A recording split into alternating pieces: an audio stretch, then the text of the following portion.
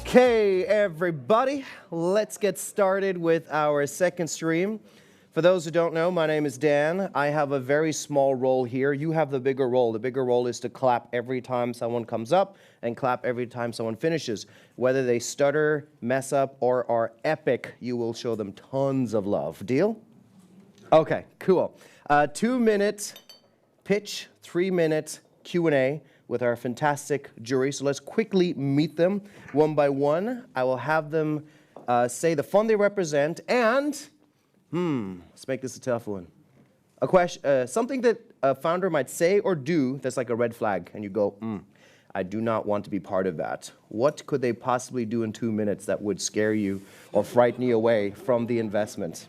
All right, so Nicolas, you up first, please. Yeah. Hi guys, nice to meet you. I'm Nicolas from STS Ventures, and the red flag that I would mention is the fact if a founder wouldn't have a majority of the shares, if there are more people involved than only the founders, I think that's a red flag for me. Very good, thank you. Laura, please. Hi everyone, I'm Laura from the Austrian Angel Investors Association, the Austrian network for angel investors actually. And for me a red flag is when it's not told what the money is used for. So if you want to have 1 million euros, but it's never mentioned like what's going on with the money afterwards. So please mention what you do with it. Very good. Sorry. Federico. Yep. Hi, this is Federico from Paua Ventures. For those who don't know, Paua is a B2B tech venture capital fund focusing on European seed and pre-seed. So I think I'm in the right place here, so happy to be here. And the red flag for me is focus on small markets. So we need large outcome, and to have a large outcome, you need a large market, and that's for me a red flag.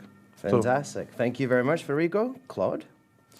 Hi everyone, my name is Claude. I somewhat lost my voice this morning, so I hope this holds. Red flag for me is mentioning profitability in a pitch. Okay. Does not want profits. This man does not. Alexander. Hi, I'm Alexander Köplin from ssed+speed Ventures, based in Berlin. We do invest in pre-seed and seed stage software startups.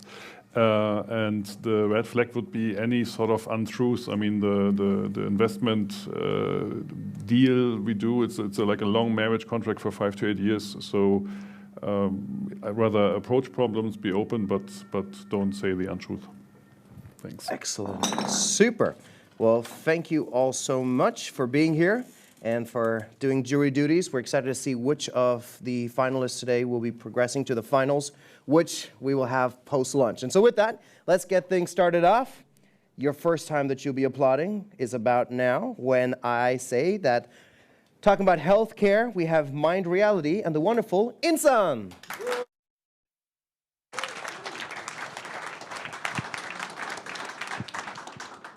Hi, you can call me Insan. I'm a co-founder of MindReality. What if I tell you that we can start addiction recovery program from the comfort of your living room? Let me tell you how. 35 million people in the world diagnosed with substance use disorder. However, only 1 in 7 people receive the treatment. One of the reasons is stigmatization from society, and healthcare professionals makes them hesitant to seek help.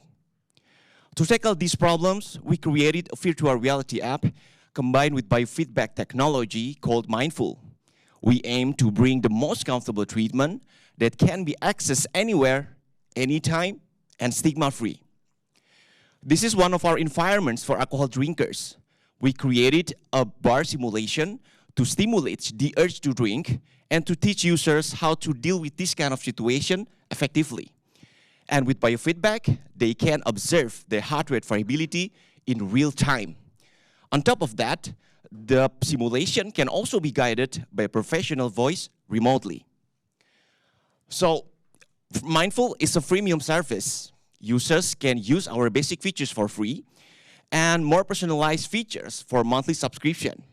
And for the clinicians or rehabilitation center, they can use Mindful as an additional tools for the therapy program. Among our competitors, our unique selling points lay upon the biofeedback technology, our specialization in addiction, and the self-help app. Now, we are focused on validating our first prototype, and we plan to go to market by the end of 2023. To speed up the process, we need 100,000 euros to do the research. Our team includes addiction psychologists, a business developer, and VR expert. Thank you for your attention, and remember, recovery starts from your living room. Right. Thank you very much. Thanks for the great pitch. My first question would be, have you actually tested that application? Like, did you measure some kind of brain activity, and does it confirm the same results you have in the real world? Okay, in the real world, in this stage, we haven't tested yet. But we are focused on the heart rate variability first in this stage, and a lot of studies and a lot of database about this heart rate variability and also related to the addiction. Okay, and my second question would be, how do you basically approach your patients? What's the channel there? Okay, the channel is first we want to sell it through the VR app and also the rehabilitation center and the clinicians or addiction therapists, so they can use it and spread it into our patients. And how do you approach the physicians? Then is it with a sales field force, or how does it work?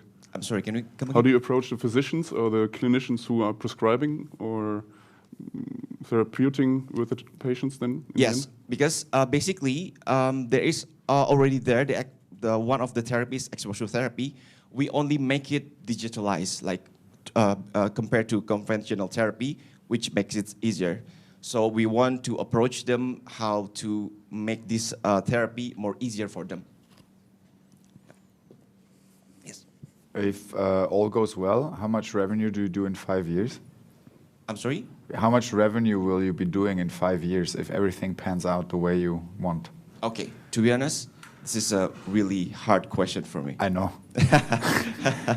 But just to get you some pictures, a lot of addiction therapies have this long list, waiting list to get therapy, especially for addiction. So like maybe you can wait for months, 2 months, or 3 months. So basically, we have the patient a lot more than that, and a lot of people need this. So we want just to, easier for the treatment. Okay. Thank you. All right. There's no other questions? Well done, Insan. Okay. Thank you, everyone.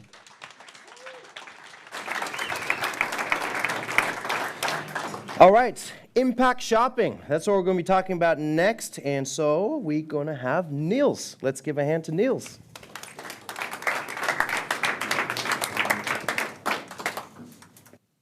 Hi, everyone. So I was shopping online, and the site said, would you like to round up your purchase and donate to this charity? And it got me thinking, if they really care, why would they put the responsibility on me? Today, people actually choose their shopping based on impact, and if you can make me feel proud about my shopping, I can guarantee I will shop from you again. Team Together is an impact-driven shopping app that lets each and every user donate with their shopping. So with our app, you choose a cost that's aligned with your values. Then you shop from your browser, and the connected retailers will finance a donation to that specific cause. It's free, it's effortless, and it's real-time impact. M-commerce is the new e-commerce. Almost 3 out of 4 e-commerce sales happens through the phone, and the M-commerce has a YY of 30%. We are positioning ourselves as the impact-driven shopping app. The team behind, we actually met each other on stage when we all won the same entrepreneurship prize back in 2018. Since then, it's been a tough year of in-house development, bootstrapping, trial and errors to find this sweet spot. And today the snowball is rolling, it's growing. And as a Swede, I'm not used to snowballs melting. Last 6 months, people have bought for over 50,000 euro through Team Together. Some of Sweden's biggest charities and influencers are marketing us for free. And best of all, users keep donating purchases. Our business model is simple. We get a commission for every purchase through Team Together. So an average order of 52 euro, 2.2 euros is donated, and we get a commission of 1.1 euro. And today, we are here. We recently raised around 200,000 euro, this in order to expand our team, establishing a marketing budget, and within 1 year, reach a MRR of 10,000 euro. After that, we want to broaden our target group, raise more money, and expand to the global m-commerce market. Because within 5 years, Team Together will be the #1 shopping app that ensures that your shopping creates more impact than it costs. Thank you. Well done. Yeah. Thank you for your pitch. I would be interested in, a lot of retailers already have their own loyalty apps already, or different solutions. Why wouldn't they implement themselves such a way to donate? Yeah, so we are working with 200 retailers right now and around 15 charities. And what we are doing is we are making the broader shopping experience from different retailers aligned with each individual consumer's values. So instead of having your own CSR project on every site, you're like combining it with all the retailers you're shopping from. But for this experience, would I need to use a different app or different application, or is this directly implemented already? When you download Team Together, the app, it gets integrated in your browser on the phone. So when you enter the store next time on internet, it will then be automatic. Thank you. And one little second question. Yeah. How would you prevent, for example, greenwashing, or like how do you choose the retailers you're working with? Yeah, so we always let the charities choose which stores you can donate from. So we have a partnership with each charity, and they choose. Thank you. Yeah. I have 2 questions. Yeah. Number 1 is, how do you also approach the user? What's your user acquisition strategy? Yeah. And the second one would be, what is the average basket size that you are selling then? Yeah, so we're working really closely with the charities, and they see us as a fundraising tool. So actually the partners, the NGOs, they are marketing us through their newsletter, Instagram stories, webpage, and therefore we get users. And the average order right now is 52 euro, but it's really depend. Like we have travels, we have clothing, we have when you buy your milk, for example. Like we want to be everywhere. Questions? If not, well done. Yeah, thank you. Congratulations. Excellent. All right, we're going to go from commerce and shopping to the world of software. This company is called Modatta, and representing is Rodrigo. Let's give a hand to Rodrigo.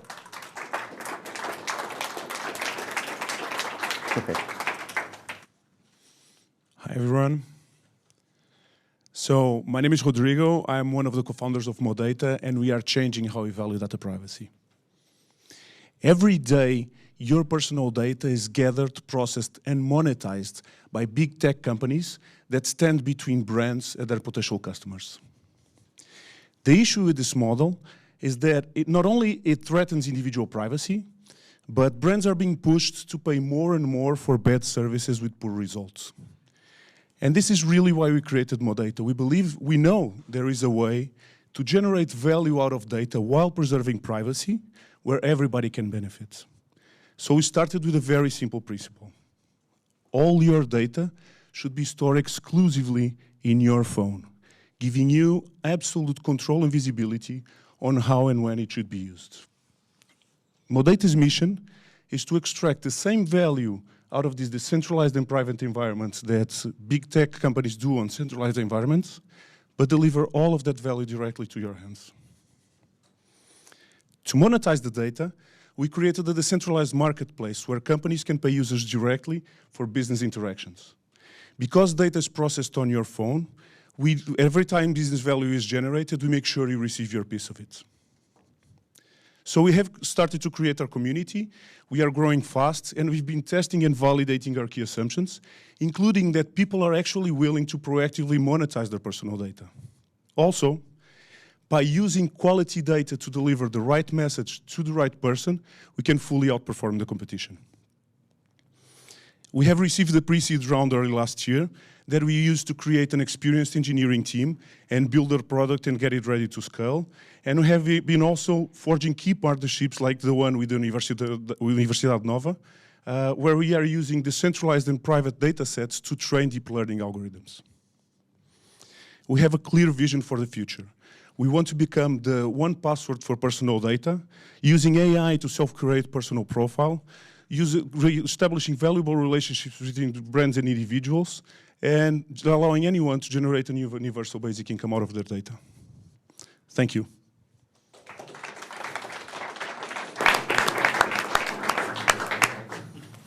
Hi, thank you for the pitch, and great to see someone from Nova, which I was also at university in Lisbon. Really? So, yeah, so you're great. And I think I have two questions. So you are for sure spot on the global trend, which is data monetization and data privacy, so no question on that.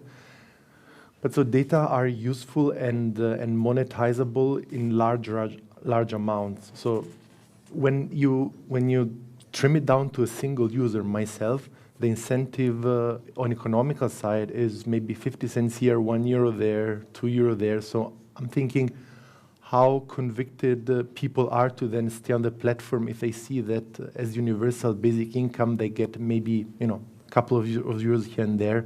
So that sure. got me thinking. Yeah, so there's a couple of things. First of all, our projection estimates that you can make something between 200 to 2,000 euros a year, which is significant. So it starts to be a significant amount, right? The second thing is that there's much more value in your data than monetary value. There's a lot of information that you really don't have access to. So one of the things we are working on is to give you insights out of your data. So the incentive for the user is not only financial, but is also the knowledge and the relevance in relation with the brands based on quality data. So our idea is not to get a platform where we can make easy money online, but is to get the right offers from the right brands tailored to your specific profile. So there's relevance, there's money to be made, and there's also knowledge. And the second one is there is a decentralized crypto project, the Brave browser, which I'm sure you know. Would you see them as a competition, or maybe there are integration opportunities? How do you see that? Yeah, it's a different product. We love Brave, by the way. They're doing a great job, but it's a different approach, right? So there's a reason why we have a mobile app for individuals, because one of the things we do is we decentralize your personal data to your phone. And there's really no way of doing that using a browser. So Brave doesn't really work in your data.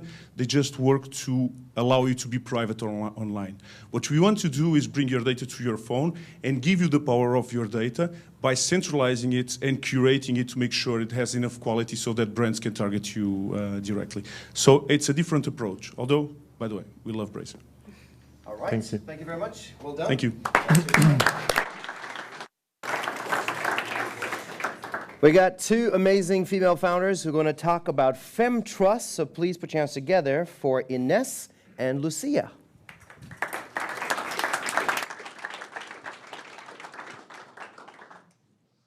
Good morning, everyone.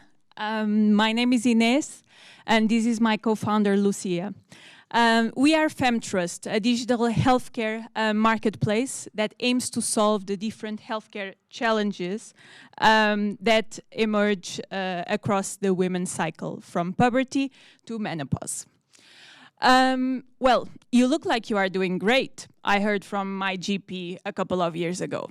But actually, I was not doing great. I was not feeling great, and I was actually asking for help.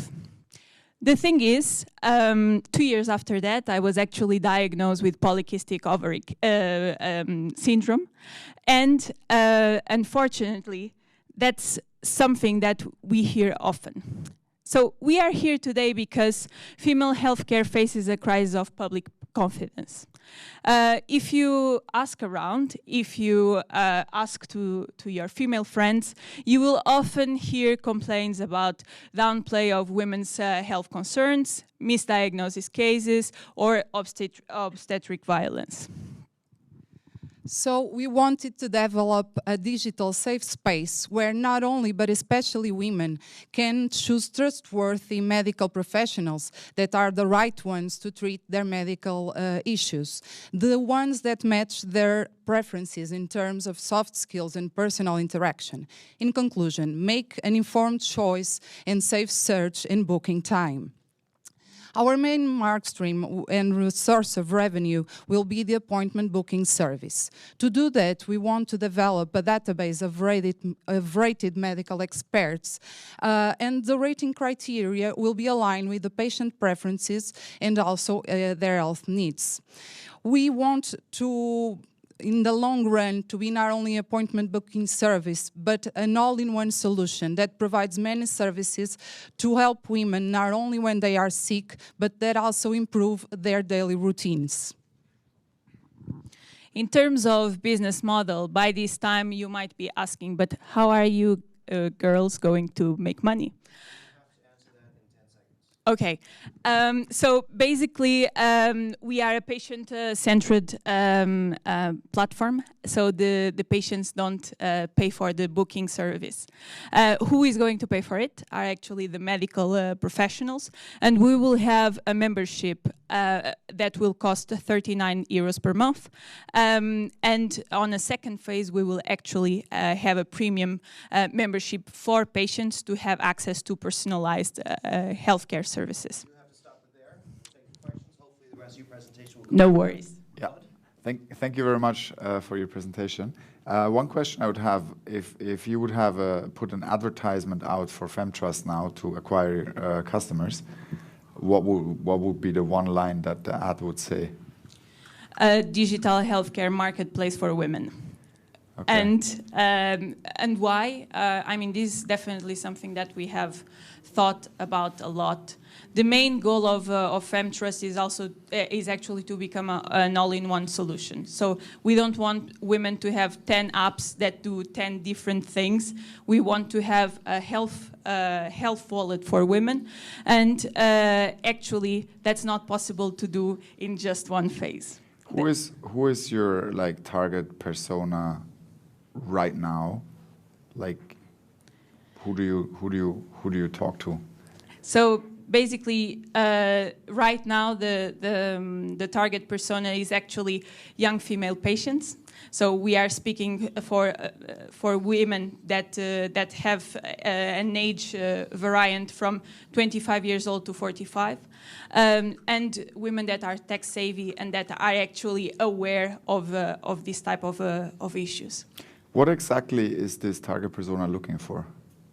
Is looking for a place where she can find information that she can understand. So let's say that you are a female patient.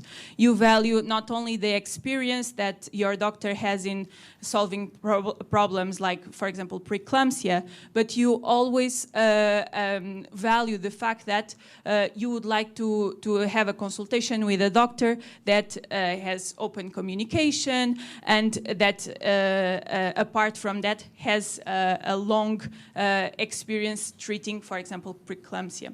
So the idea here is to serve the needs that women are actually trying to solve with peer advice. So instead of asking your peers, you actually go on the platform and you find a solution for your problem. Thank you. Ines and Lucia, thank you so much. Well done.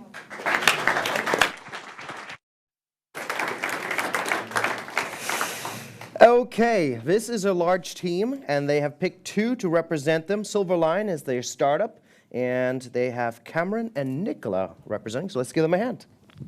You can clap.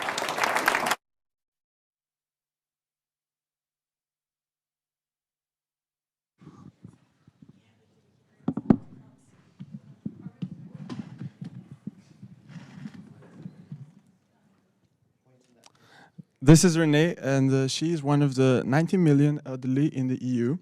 As part of her age group, she is one of the 17 million that have reported feeling lonely or anxious, and the 93% that have no basic digital skills. For this reason, we have created SilverLine, a device to encourage the elderly to independently engage in video calls. To start a video call, Renee selects one of her personalized photo frames and places it on the device. This automatically launches a video call, which the other person can answer using the SilverLine app, resulting in a happy Renee. SilverLine costs 20 euros per month for a minimum subscription of 1 year.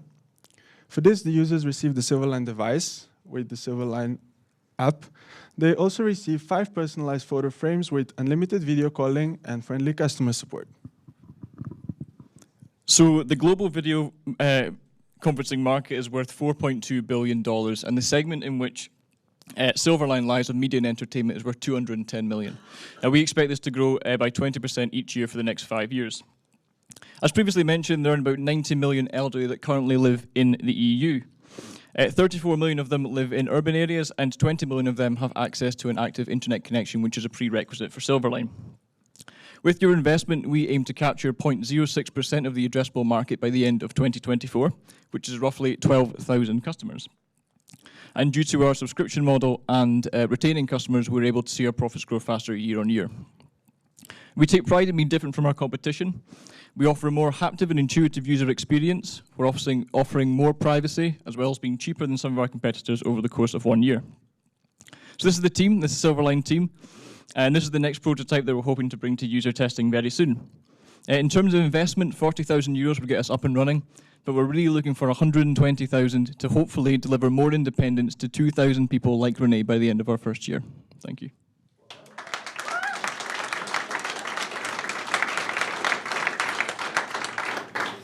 I like the market you're approaching. It's a huge and underserved market. However, you know, even if they have an internet connection, it's not easy to reach them. What are your thoughts or plans or tests you have so far done to reach these people? So we did do some user testing in a care home in Belgium. This could possibly be a way to reach these customers.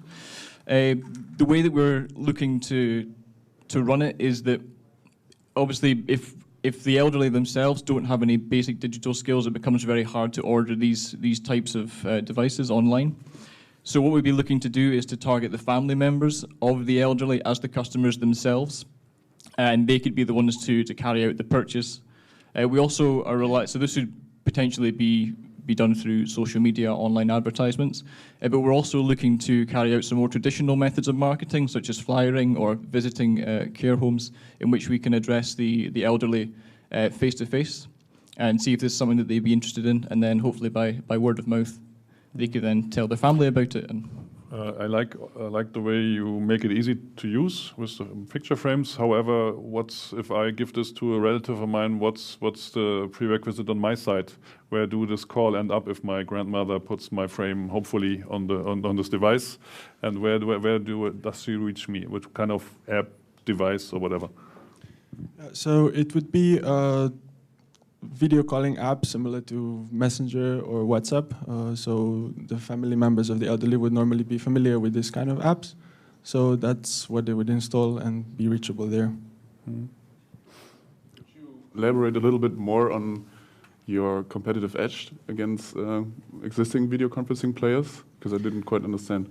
Yes, so the main advantage that we see is that we provide this very tangible way for people to interact with this digital technology. So it's a way which doesn't feel digital. They don't have to use the standard online interfaces and touch screens. So I think this is one of the main advantages. Have you thought of giving access to the platform on the other end to people that are not part of the family, maybe volunteer people that just want to maybe give a service? Maybe some of these people might not have so many family members, so is that something that you plan to do? Yes, absolutely. So the elderly would also be able to call each other, and then we were thinking about expanding into healthcare later on, and yes. Super. Maybe, Right. sorry, can I have last question? You can answer in less than 5 seconds. Is it also possible to send text messages through the tool, or No, just video? no, at the moment, no. Okay, super. Thank you very much, gentlemen. Action.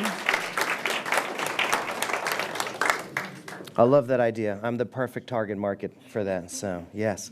Okay, we now have Sai by SURU together, and we have Nicolas that is representing. So let's put our hands together for Nicolas. Oh, my name is Nicolas Pescetelli, co-founder of SAI, a revolutionary audio platform for civic governance. Public participation is broken. The average London Council spends 2.3 million euros a year in public participation, but engagement is low and non-deliberative. In the UK alone, the market size for public participation is 1.2 billion euros. So using our expertise in collective intelligence, we have built SAI, the only audio-first, citizen-to-citizen community engagement platform that can scale up deliberation to thousands of people simultaneously. Now, imagine a city official, let's call her Maria, who needs to consult on housing. With SAI, Maria asks citizens to propose ideas that solve this issue. On the platform, in small audio chats, people discuss their ideas using their voices. Our proprietary algorithm takes care of everything else, so that even conversations with thousands of people feel social and always result in a consensus decision. And now Maria can use this decision to develop policies. Our team has delivered participatory events since 2020, starting with the NGO Protection International and generating revenues. But SAI can be used by any organization. For example, the pharmaceutical company Merck will use SAI with their junior managers. Now, we have an MVP already. Now we need to raise 1.5 million euros to hire a team and to fully launch SAI and bring it to market. So we ask Stage 2 investors to help us start a positive revolution in local democracy around the world. We are SAI, and now we are talking. Thank you.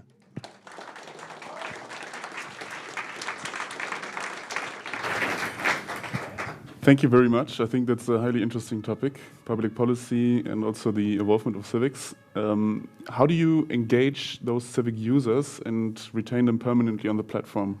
Yeah, that's a great question. So we are working on our mentorship board. There is like a great network scientist who is also advising for the Spanish government on AI. So he is helping us to develop a social search algorithm, which basically is a reward, like a cascade rewarding system, where users are not incentivized only to suggest good ideas, but also to recruit people that suggest good ideas.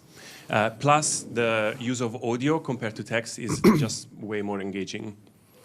And maybe a follow-up question, which is a bit more technical. How do you structure your data or your information if everything is, or if audio is the main medium, basically?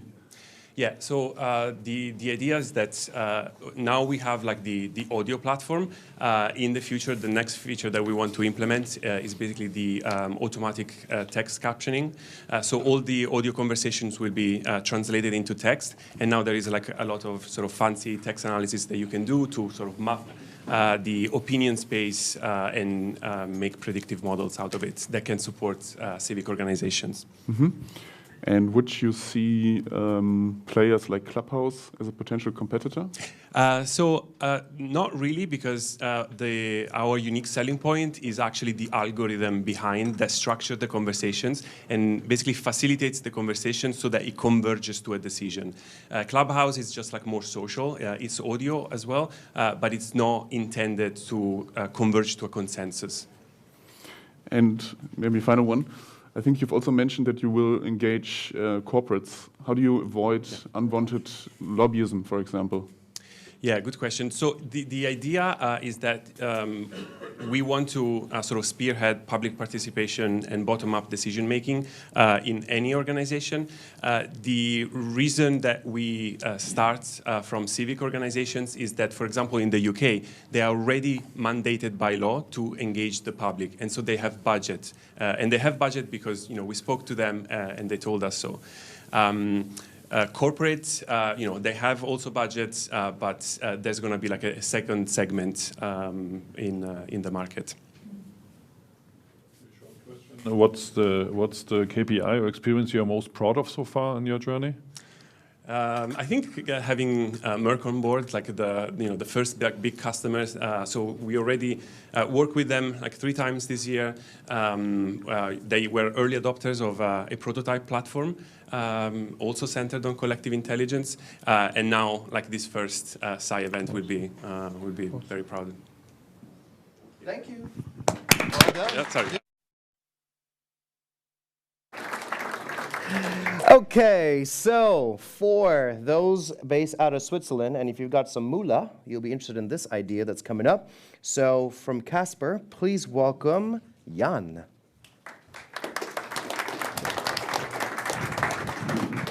Very much.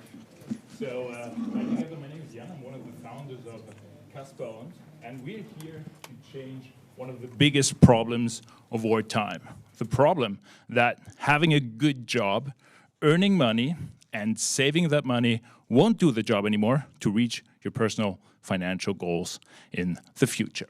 And whereas most people know that the only alternative actually to that problem is investing, actually to earn interest, they also have one problem. They don't know how to start with that. And that is where Caspeln comes into the game. We are the first solution that makes people invest and helps them to reach their goals. And this is how it works. All you need to start is our app, and after a short onboarding, you will receive a Swiss bank account, your first investment portfolio worth of 1 Swiss franc, and the Caspar-owned MasterCard. And every time you pay with that card, you're not only going to pay what you're actually buying, but you will automatically round up to the next franc and invest that small amount. And once you have learned how investing works, you've built up your financial literacy, and you're confident on investing, you can use our app to manage your entire financial life by opening as many individual goals as you want. Now, in order to reach our goals of closing many clients, we have already closed 1.5 million Swiss francs within the first 2 investing rounds. We're currently onboarding our first 650 pioneer customers in Switzerland, and we're willing to have 60,000 customers by 2026. This is an ambitious mission, and it needs an ambitious team. So we have a strong team of co-founders with more than 50 years of experience in the field of asset management, portfolio management, and fintech. And this is the reason why we think that we can actually get this thing going. And we are currently looking for our Series A investment, which we want to close in Q3 next year, worth of 4 million Swiss francs to boost our operations and actually get more strength in marketing and communications. Thank you.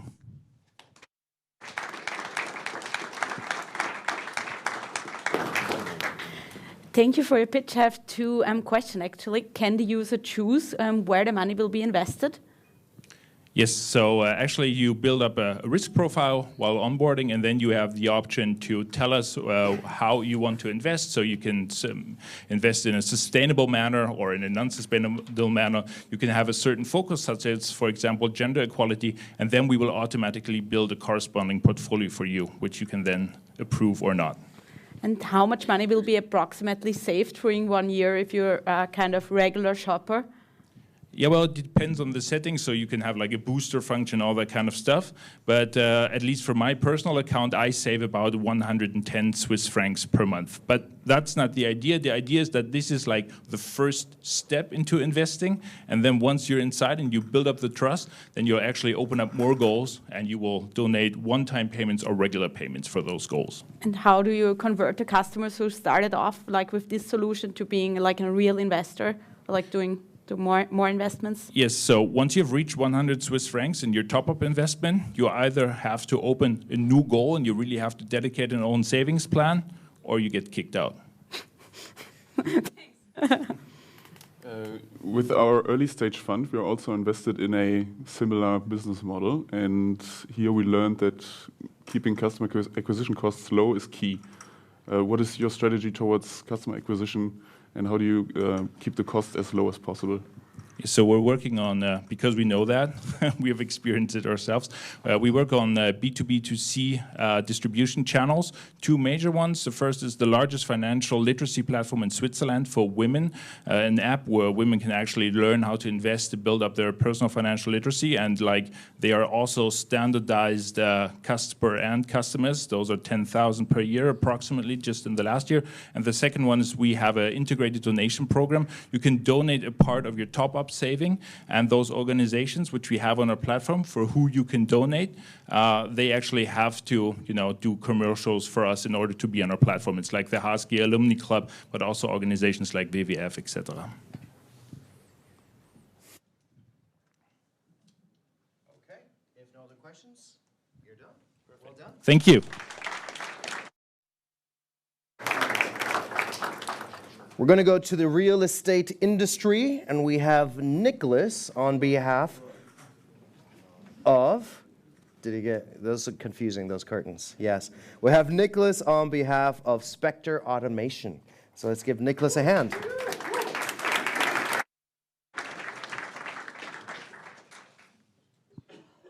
Hi, I'm Nicolas, co-founder of Specter Automation. Meet Peter, a construction manager responsible for keeping his project on time and on budget. To coordinate his project, Peter needs to rely on an abundance of information: the building model, the construction schedule, budgets, effort values, progress information, and a lot more. Today, this information is scattered in a jungle of different files or locked in information silos, so Peter relies on his gut feeling and experience. Today, 96% of data remains unused in the industry, 80% of construction projects are over budget, and 60% are over time. So, let's look at tomorrow. Over the past 15 months, and in co-creation with multiple construction firms, we have developed an innovative data environment that links all available data and extracts specific information relevant for Peter. By clicking on any element in the model, Peter sees its necessary construction tasks and gets insights on material quantities, calculated costs, and required labor hours essential for his daily planning. He can assign those tasks to individual subcontractors and supplement them with plans, photos, and other documents, and the status can be tracked in real time. In essence, we make the construction project manageable from one single epicenter, reducing Peter's organizational burden and allowing the construction firm to save time and costs. And while our tool provides instant benefit to our customers, we track incredibly valuable data that allows us to build the first ever system of records in the industry with a potential for process mining of 72 billion. And to achieve this vision, our software is currently tested in multiple paid pilot projects with 7 people working day and night to get Specter market ready by early 2022. Thank you.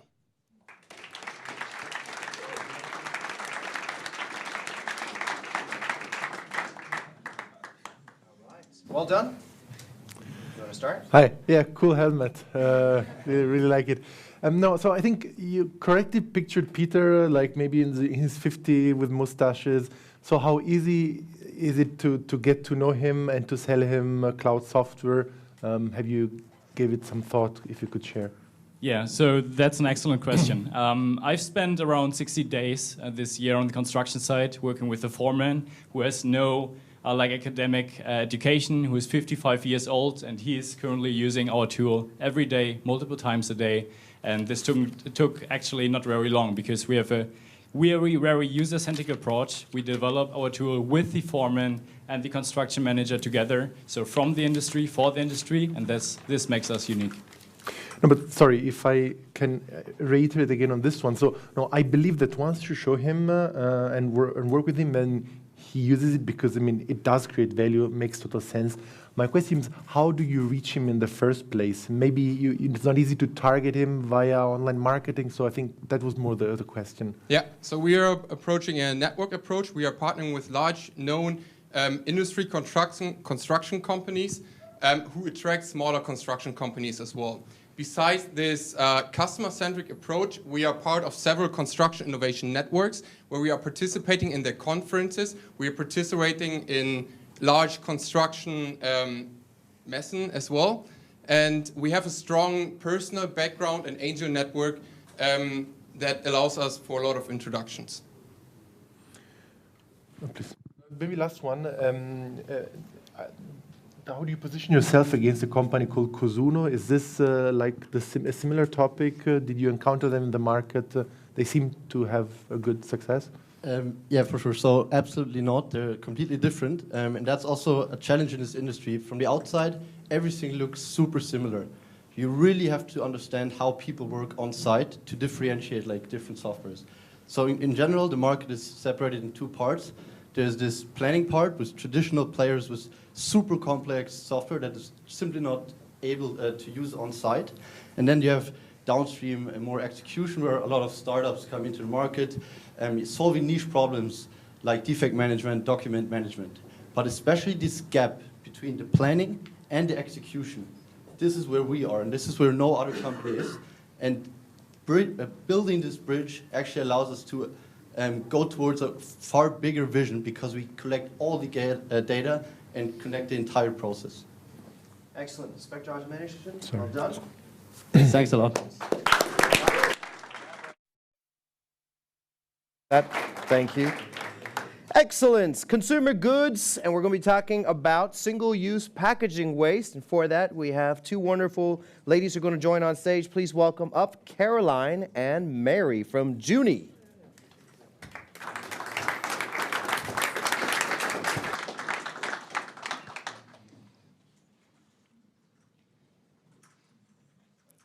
You probably already know that single-use packaging is a problem. You have a reusable water bottle, but your takeaway lunch, that's still being packed in a single-use container, shipped from halfway across the world and sent out to be part of our ocean litter. But what are you supposed to do about it? It's not like you can get your salad without the bowl.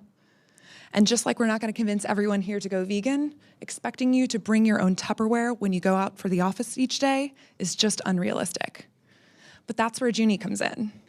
When you go for lunch, borrow a Junee bowl using a simple phone scan. Partner restaurants already have them in stock. You eat your lunch back at the office, and when you're done, just drop it in a return bin, conveniently located in your office kitchen. And that's it. We take it from there. We collect, clean, and return clean Junee bowls back to restaurants so they're ready for your next workday lunch. We make money by charging restaurants just 20p per use. And companies also pay to be a part of this and provide a sustainability perk for their employees with a monthly subscription of £10 per employee.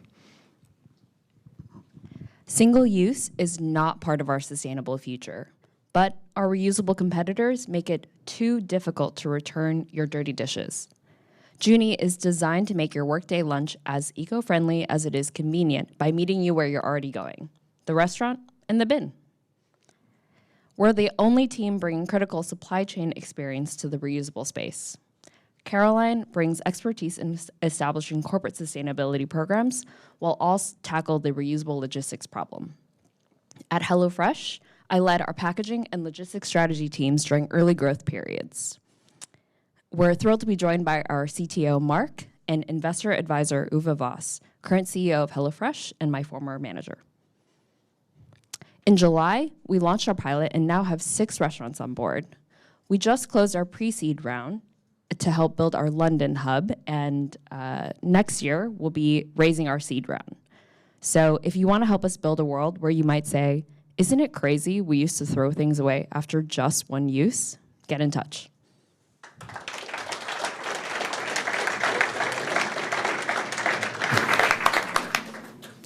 So I really like what you're doing. So I think it's really, well, I think it's a good business and a good cause. I have a sort of one question that is a bit unemotional. Can you talk a bit about unit economics? Like that would be very interesting to learn a bit more about that. Yes, absolutely. So we look at unit economics on an office level because we're targeting the office. So for an office about 100 employees, because we are able to centralize that pickup, so we have to pick up the rubbish only, once a day or once a week in the very beginning, bring it back to the warehouse where it gets clean. We're looking at unit economics, the contribution margin between 50% in the beginning to up to 75% based on our projections. What's the CAC that you anticipate for such a B2B client? Yeah, so from a CAC perspective, we're primarily using just direct sales for our initial company growth. So obviously the B2B sales cycle we understand is a bit long, and so we're currently forming a lot of those relationships, and as we kind of get learnings there, we'll look to other referral type strategies, so getting employee engagement to kind of create a bit of more of an inbound approach for bottom-up demand within organizations that are looking to bring this sustainability perk into their workspaces. Okay. What's in it for the restaurants? For restaurants, so it's essentially a no added cost, and there's no POS integration because all the tech currently is on the user side. Yeah. So it's easy operational add-on and is a way for them to attract the local office crowd, especially as people are starting to return to work and after a long few, not even months, year and a half of lockdowns. What are your thoughts on sort of market size and scalability, given that you have sort of a local / hyper-local type of thing like going on? Like, what's your thinking in terms of like rolling this out? Yep, so we are currently starting in London. So that's kind of our initial hub that we're focusing on with this B2B to C approach. Market size within that, we're looking at, I guess, for the UK overall, you have 11 billion pieces of single-use packaging that are consumed during the lunch hour. And the food packaging market more broadly across Europe is in 66 billion pounds. So, of course, a fraction of this sits in the takeaway market, but we would be looking to expand into other verticals. And I guess going back to your question on the hyperlocal aspect of it, as we established with a kind of this B2B beachhead market in London, we would also look to unlock B2C and take similar approaches across other hubs and cities. So definitely using a more density-first approach for our earlier years. Cool, thank you. Thank you. Well done.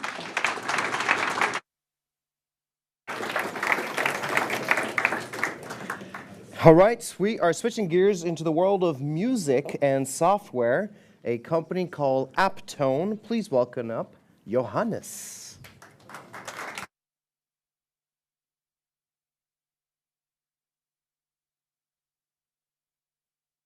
We are Aptone, and we want to support creatives to find their sound with the help of cloud and AI. We have a cross-functional team. There's Tim for marketing, Bastian for data science, and myself, Johannes. I'm into cloud and application development. And what all of us share is our passion for music production. And as a music producer, you have tons of sounds on your hard drive. We are talking about more than 50,000 files on average. But finding the right sound in that moment when you are creative is often challenging and sometimes even frustrating. Because instead of engaging this moment of creativity, you end up searching for needles in a haystack. We are building Aptone to help music producers finding creative freedom, finding that sound that expresses their ideas. Aptone is the place where I can browse and manage all my sounds from anywhere in the world because it runs in a browser and even on mobile devices. With Aptone, I can upload my entire sound library with a single click, and the magic is everything will be sorted just automatically. So you might ask, how is that possible? We have an AI that analyzes every single sound. And within that sound, it finds patterns that tell us more about the instrument type, but also the sound character. And with this information, music producers can search and find sounds much faster and in a meaningful way. We are currently developing our MVP. Until the end of this year, Aptone will be available for early access. And with valuable customer feedback, we want to prepare a public launch introducing freemium subscriptions. We are searching for a partner who can help us to scale our business, hire talented people, and as a bonus track, who's well connected into the music industry. So you share our vision and want to empower creativity, get in touch with us. We have so many ideas. We'd love to tell you more about them. So please welcome on stage my team, Tim and Bastian, for Q&A.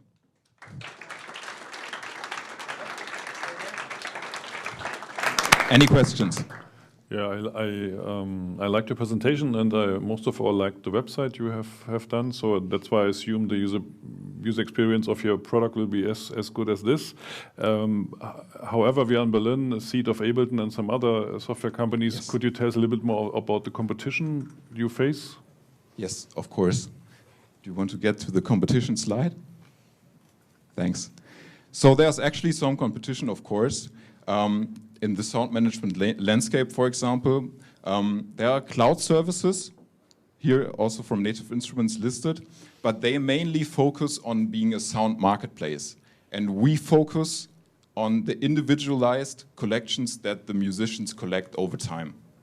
That's how we differentiate. Understood. And how do any plans on how best to get users on board? Sure, I will take that to Tim.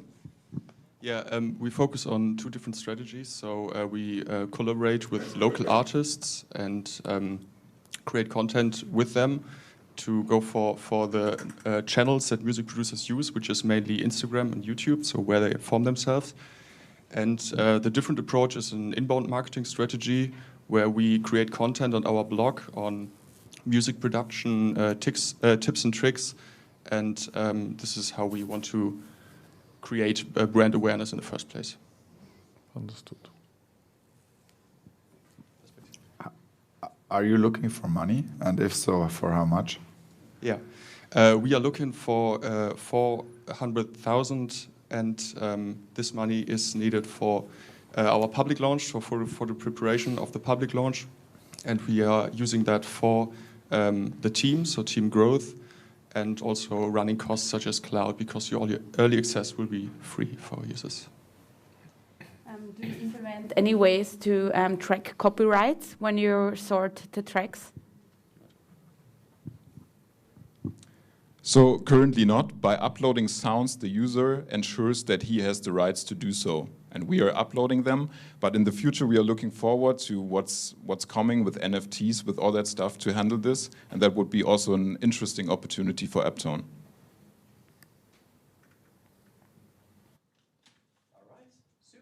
Thank you very much, and let's Aptone.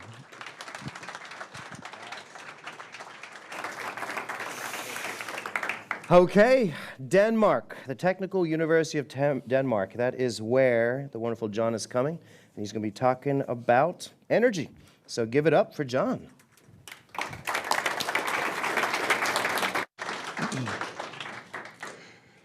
Hi everyone, my name is Junee, and I'm CEO and co-founder of Real. We are on a mission to fight climate change by transforming the way companies buy green electricity. Electricity is key to prevent a climate disaster. Unfortunately, the conventional way of buying green electricity does not reduce carbon emissions. And 99% of all companies are without alternatives. Real give all companies a truly green alternative. We transform our customers' electricity demand into collateral used for financing new solar parks, adding new green electricity to the grid. We target small and medium-sized companies and solar park developers. We offer companies a simpler, cheaper, and 96% greener way of buying electricity, and we offer developers a better way of financing new solar parks. Companies pay a small fee on the electricity, and developers pay a fee per solar park. Each solar park has an EBITDA of 2 million euros, and by 2025, we realized more than 60 solar parks. We launch on the 1st of January with Denmark as our beachhead market, and we have secured more than 20 million euros of commitments in annual recurring revenue. The total available market is 24 billion euros, and the competition is at an early stage, giving us the opportunity to become a European market leader. I'm a proven founder, CEO, and environmental engineer specialized in electricity. Christian is an experienced software engineer, and Anders is a former management consultant with international experience. We are raising 1 million euros to be first to market in the Nordics and to reduce 1 million tons of CO2. Thank you.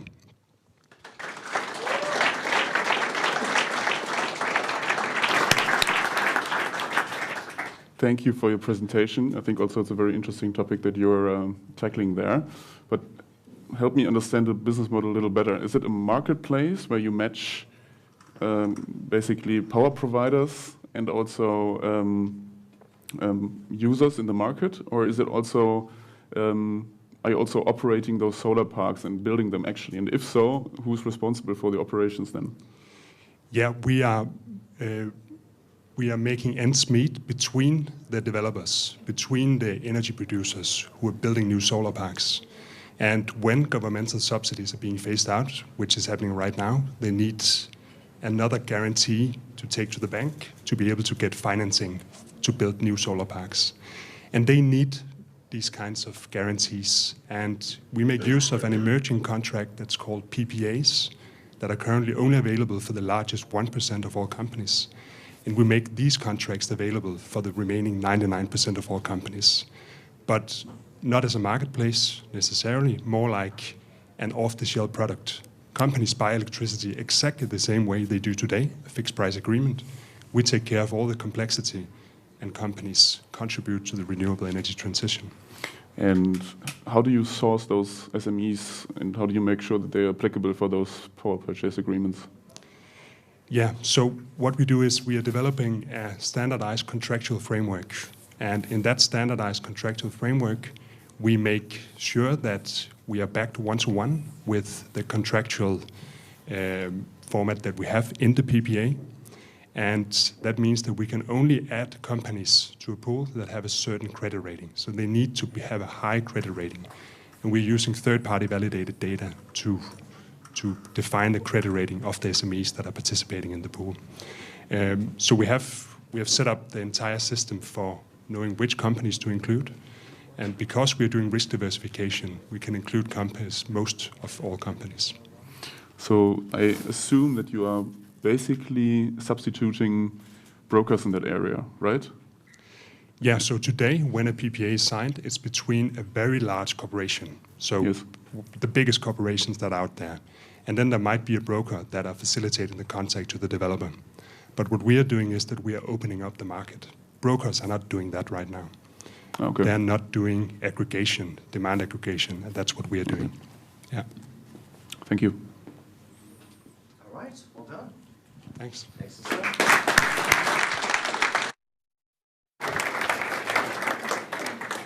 I remember a couple months ago, I interviewed the guy who discovered the Titanic, and he told me about autonomous ships. For some reason, it's never crossed my mind that a ship could cross the oceans without any humans on it.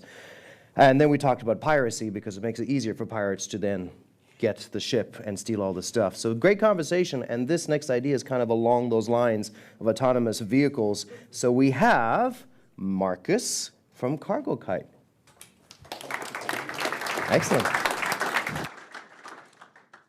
Hi everyone, I'm Marcus from CargoKite, and I've been a passionate kite surfer for almost 20 years now. At CargoKite, we're utilizing the same physical principles from kite surfing to develop an emission-free micro-cargo ship. The shipping industry today is facing two major problems. First, it's emitting as much greenhouse gas emissions as the whole state of Germany combined. And secondly, it's incapable of reacting to an increasingly dynamic and decentralized economy. As a matter of fact, only 40% of all cargo delivered by ship is on time. And that's exactly where we come in. We are developing an autonomous micro-cargo ship, which is powered only by wind. You can imagine it as the 21st century version of a sailing boat, just a lot faster, please, more efficient and reliable.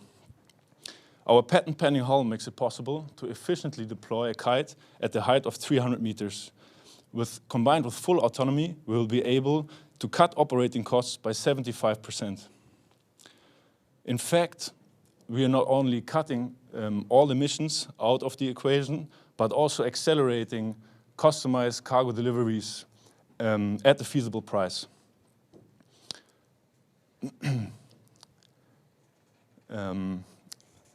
So our technology will make it possible to enter a market of $12 billion as an intra-European courier service. Sorry for that. To take on this challenge, we have assembled a team, a complete team, interdisciplinary team of entrepreneurial thinking engineers with a common vision of a clean shipping industry. 8 LOIs, patents pending, and a profound base of research at the Technical University of Munich. We are currently building our first prototype, and join us on our mission to decarbonize the shipping industry. Thank you very much.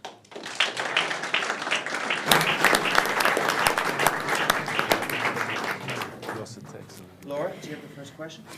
Thank you for a pitch. That sounds really excited and a little bit too good to be true. Have there been other competitors working on this already? And do you know, like, are they still there or have they failed? Yes, so we saw, for example, SkySails. They put a retrofit on a cargo vessel, but the problem there was that retrofitting an existing vessel, you don't have, you can reach the efficiency we reach when we develop the hull new. So our expertise lays with the hull system. And also other competitors there, I think also Airbus was working on a similar. Yeah, there's AirSeas. I think they were after SkySails. They had some problems with the business case. Maybe you want to say something about it?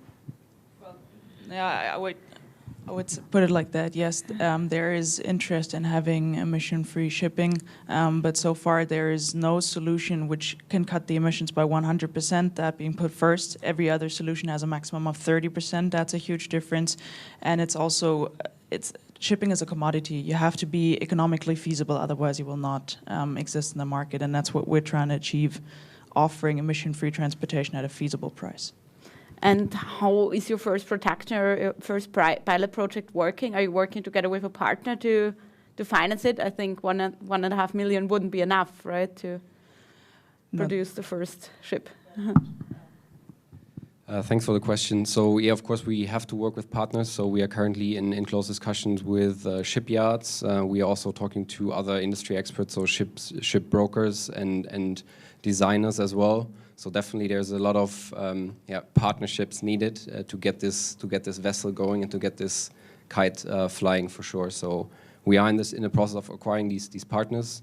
As Marcus mentioned earlier, we already have six LOIs from potential partners. For example, this kite system that you see is also a system that we are not building ourselves. So our IP lies with the hull, and we have already 3 partners on board that could provide the system to us.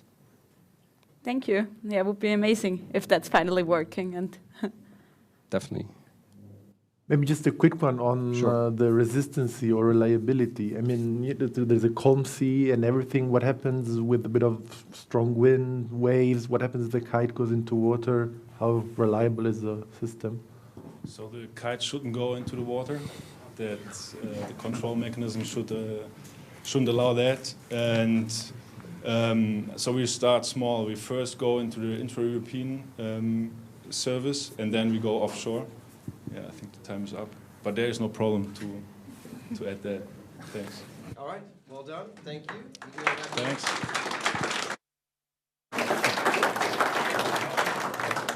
Three more to go, and this one is sort of an important one. If you're looking for a career and you're wondering, oh, if only there were tools to get me the perfect job, then this is it. So we have Carla and Ursa here from Talto.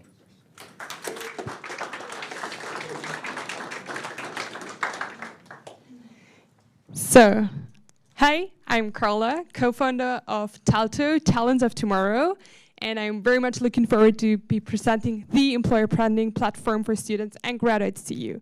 I guess most of you in this room go to university or went to university, and I ask you to think back to your days as a student when you didn't know very little about the working world.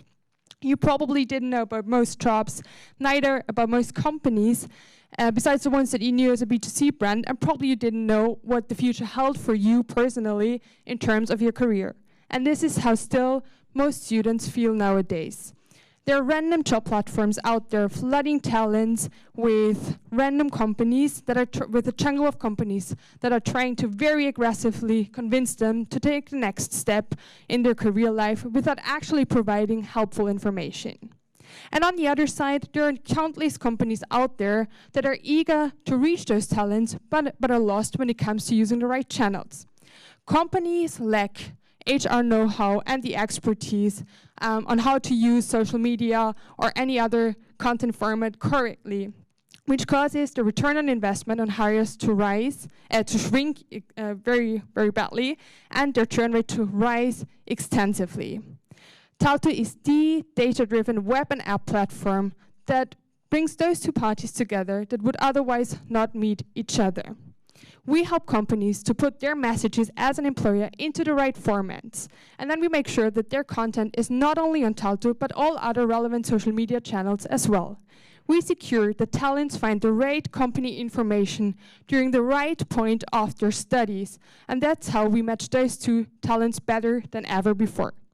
Together with my team, we have proven that there clearly is the need for such a product, as we acquired over 80 customers and 450,000 talents in the past 2 years in the DACH region.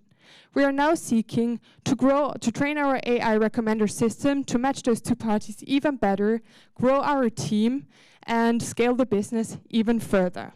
Very happy to be here today, and I'm very much looking forward to your questions.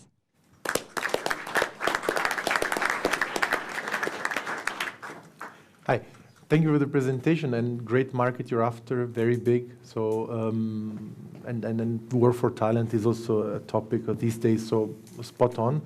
And maybe, you know, to me, the way you presented, you know, companies are putting the information on.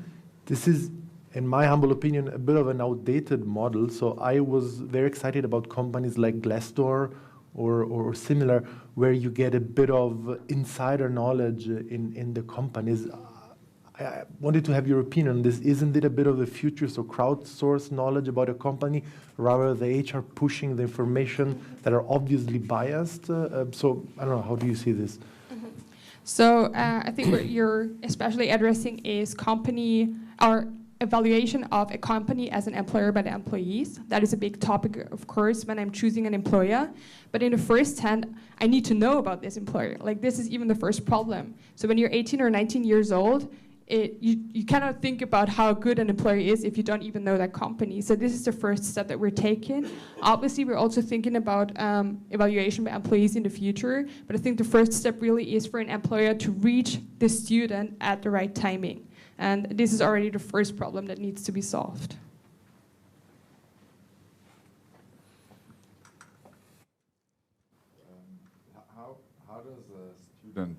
How does a student get to know Talto? So first of all, we're very strong on social media. So we collected millions of pixel data in the past years. Like I showed you, that we have a lot of talent. We collect their CV data as well, and then try to reach them again on social media. We have huge collaborations. Maybe you want to go back to that slide. For example, with AAIA, maybe some of you know it. It's a big students organization, so they help us to promote Talto. We also have ISED, we have Red Bull. So we have different channels how we use how we get to students. And what's your business model? Yeah, so companies pay an annual membership fee that is between 4 and 20K per year with 78% retention rate, and that's basically our self-renewing business model. Okay, no more questions? Cool. You guys, Thank you. All right, second last presentation for today, and then the big finals this afternoon. We are going to go to Rotterdam for this one. We've got Maximilian and Nina presenting their startup Together.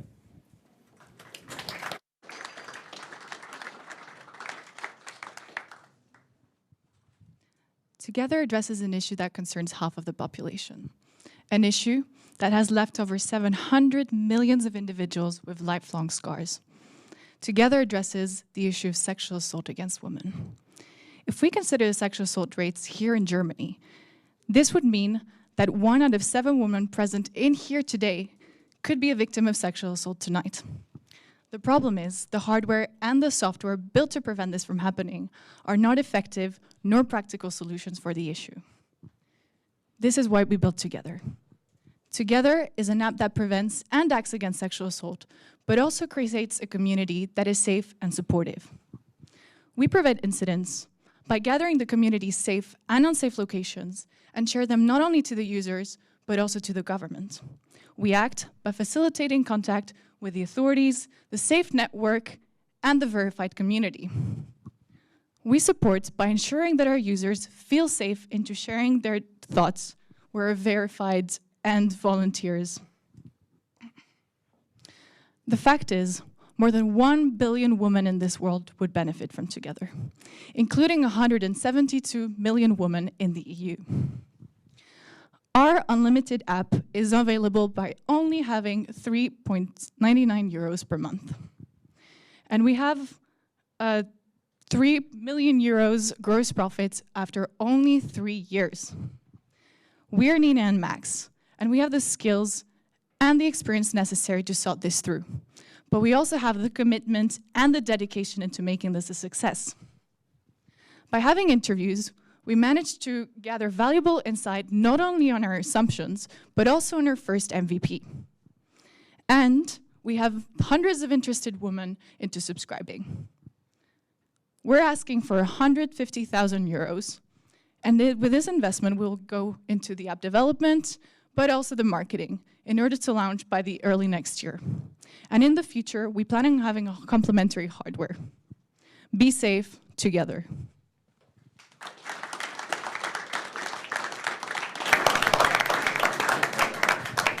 Thank you very much. I think you're going after a good cause. Yeah, definitely. I struggle a bit with the utility of the app, and I would question, users' willingness to pay €3 a month for the product. So, why do I, download the product in the first place, and then why do I end up staying and paying? That's a very good question. Obviously, this is something that we addressed in the interviews, and we were actually surprised. The feedback that we got was that in terms of pricing, a lot of the users that we interviewed are willing to pay a lot more than the $3.99 as a monthly subscription, given that our app functions as we promise. And what exactly do I get from the app? There's also something, just a little side note. Our competitors, we actually have 2 main competitors on the software side and 2 main competitors on the hardware side. And the competitors actually have their 1 subscription only at $3.99 already, while we have 2, and the lowest being at $2.99. So we're already, in terms of competing prices, more affordable and more attractive to the users. But we also have the hardware, which we're planning on introducing in a year. And we're planning on introducing it in our business model by only having at 40 euros, and they have it at more than $100. So you get the idea. We would have a more complete solution because we have the preventing, the acting feature, and the support, while our competitors only have either the acting or the support. But they don't have everything together. In practice, what does it do? Yeah, sure. So we have our safe map. Through the safe map, you're able to actually pinpoint locations that are either safe or unsafe. This safe map is actually built by the community, so people would be able to either confirm or deny those locations. And by this, you would gather kind of a general data of what locations are safe or unsafe. That type of data is also listed, for example, streets that like lighting or just have really shady people all the time. And this data will be shared with the authorities and the government so they can actually act upon it, and it's not just an information for the users. Then we would have the acting feature that actually facilitates the contact with the authorities, because they would get your live location, your information, and they know that it's from our app. So they know that it's a matter of sexual assault. So they know that they need to go straight away. If you call your verified community or also close network and you're on a call with them when something is happening, if they hear something on the call, they can also press the button for the authorities for you, and same thing. They would get the location, and they would get your information, where you are, etc. Okay, understood. Thank you very much. Maybe only to add to this, the safe map would also facilitate not only the fastest, but the safest route to wherever you want to go. Okay. You had a question? We're out of time, though. I'm so sorry. I'm so sorry. But thank you so much.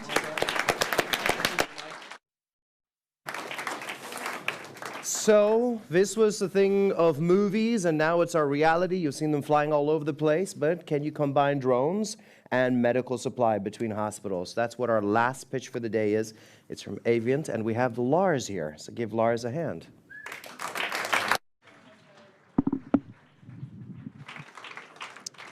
Hello everyone, my name is Lars Erik and I'm the CEO of Aviant.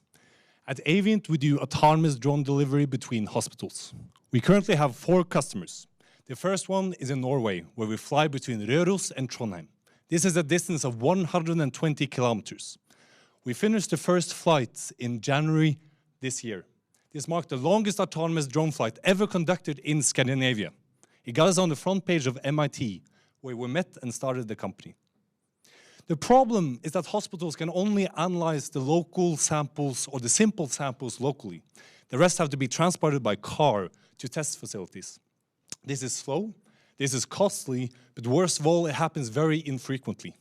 Especially during the COVID pandemic, it has been analyzed as one of the top bottlenecks for analysis of inpatients. So now hospitals are looking into using drones. Drones are faster, they're green, they're autonomous, but most importantly, they can be deployed on demand when you need them. This is confirmed by 2 of our Swedish customers. They pay us 25,000 euros a month for our service. If we sum up all our 4 commercial contracts, we currently have 1 million in annual recurring revenue as speaking. We will win this market because we have a highly competent team. The company was started at MIT. We have experience from Lockheed Martin, from Palantir, from the Norwegian Defense Research Institute, among others. Now, the market is huge, but we're only going for the medical in the beginning. And this is estimated to be $300 million in 2 years. Now, hopefully the video works, because this is my favorite slide. So here you can see the drone. It takes off like a normal drone, and then it flies like a plane. It gives a range of 150 kilometers, but the flexibility to land and take off from a parking lot or on the roof of a hospital. So now we are raising 2 to 3 million euros, and we do this to expand the team and to take advantage of all the traction we're getting from the market. Thank you very much.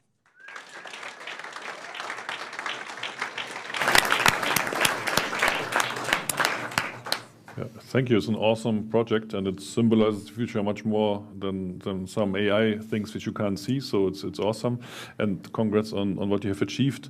However, achieving is one thing, and the public and regulatory side are sometimes slower. Is there anything you have to, any obstacles you had to overcome on the safety or regulatory side? Yes, indeed.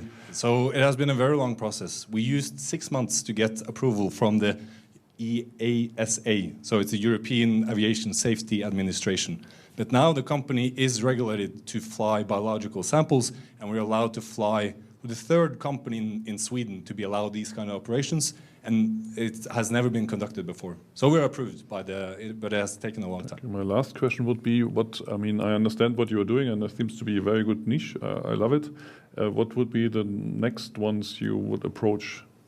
So currently we're actually planning a project in Sweden where we're looking into doing healthcare deliveries home to people with medicines. So now we're transporting between we're conducting now 3 projects where we fly between hospitals.